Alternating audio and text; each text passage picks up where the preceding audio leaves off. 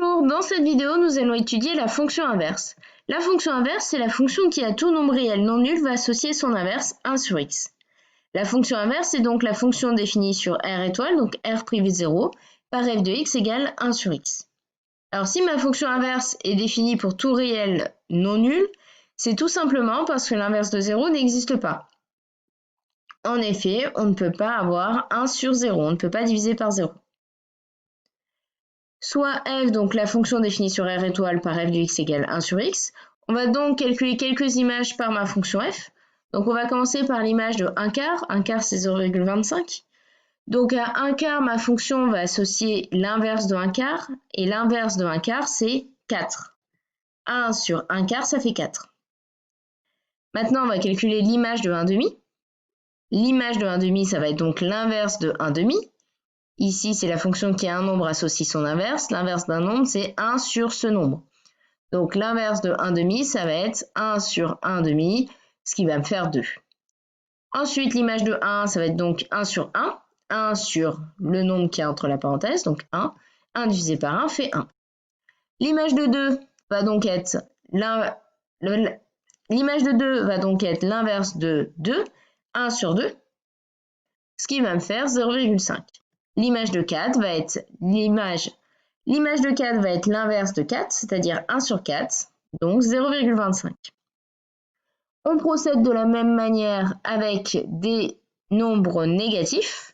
Donc l'image de moins 1 quart, ça va être donc l'inverse de moins 1 quart. Moins 1 quart, c'est la même chose que 1 sur moins 4. Le moins, je peux le mettre au niveau de la barre de la fraction, ou alors au niveau de mon numérateur, ou alors de mon dénominateur. Donc c'est 1 sur moins 4, donc son inverse, ça va être moins 4. L'image de moins 1 demi, ça va être l'inverse de moins 1 demi, ce qui va être moins 2. L'inverse de moins 1 va donc être 1 sur mon nombre, donc 1 sur moins 1, ce qui fait moins. L'image de moins 2 va donc être 1 sur moins 2, ce qui va me faire moins 0,5. Et l'image de moins 4 va être 1 sur moins 4, ce qui va me donner moins 0,25. Ici, donc, lorsque je calcule l'image d'un nombre par cette fonction inverse, ça va être 1 sur ce nombre. L'inverse va être 1 divisé par le nombre dont on cherche l'image. Je vous ai remis ici toutes les images qu'on a calculées. On va maintenant placer dans ce repère les points qui correspondent à ces images. Ici, nous avons l'axe des abscisses où on va mettre nos réels x. Et là, l'axe des ordonnées, on va mettre les images correspondantes, donc f de x. Donc la première image, c'était celle de 0,25, on avait trouvé 4. C'était 1 quart, donc 1 quart c'est 0,25. Donc à 0,25, ma fonction va associer 4. Donc à 0,25, elle associe 4. La deuxième image, ça va être 0,5. À 0,5, ma fonction associe 2. Donc à 0,5, elle associe 2, le point va être là. À 1, ma fonction associe 1, donc le point va être là. À 2, ma fonction va associer 0,5, donc à 2, elle va associer 0,5. L'image va être ici. L'image de 4 va être 0,25, donc à 4, ma fonction va associer 0,25. 4, c'est 0,25, ça va être là. On procède de la même manière pour celle-là. Donc à moins 0,25, ma fonction associe moins 4. Donc moins 0,25, moins 4, c'est ici. À moins 0,5, ça va être moins 2. À moins 1, cela va associer moins.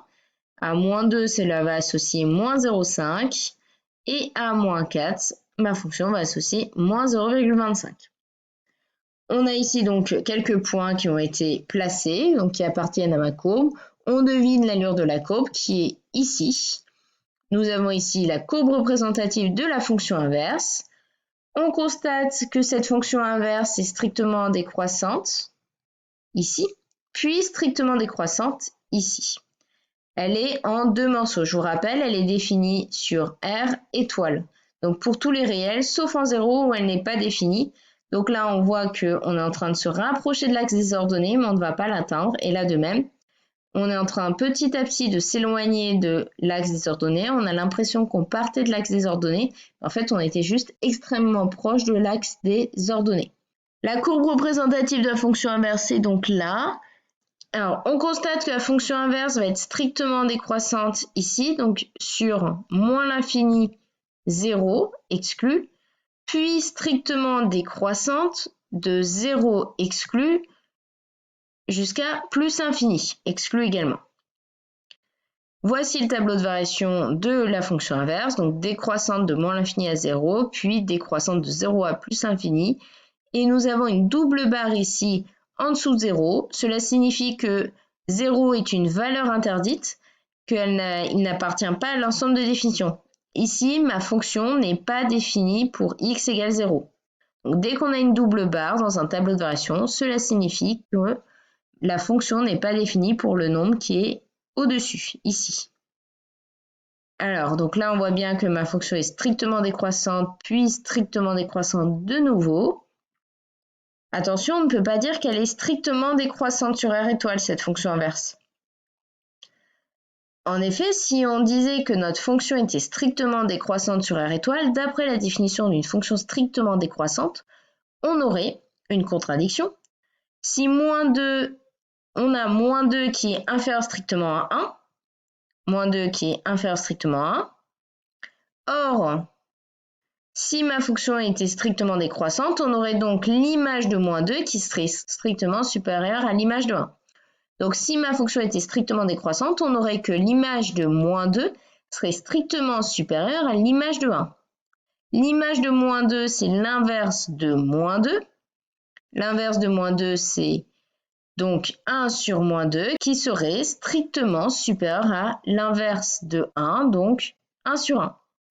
Ce qui signifierait que 1 sur moins 2, donc moins 0,5, serait strictement supérieur à 1 sur 1, donc 1. Ce qui est faux, moins 0,5 n'est pas supérieur à 1. L'hypothèse est donc absurde, et donc on ne peut pas dire que ma fonction inverse est strictement décroissante sur R étoile.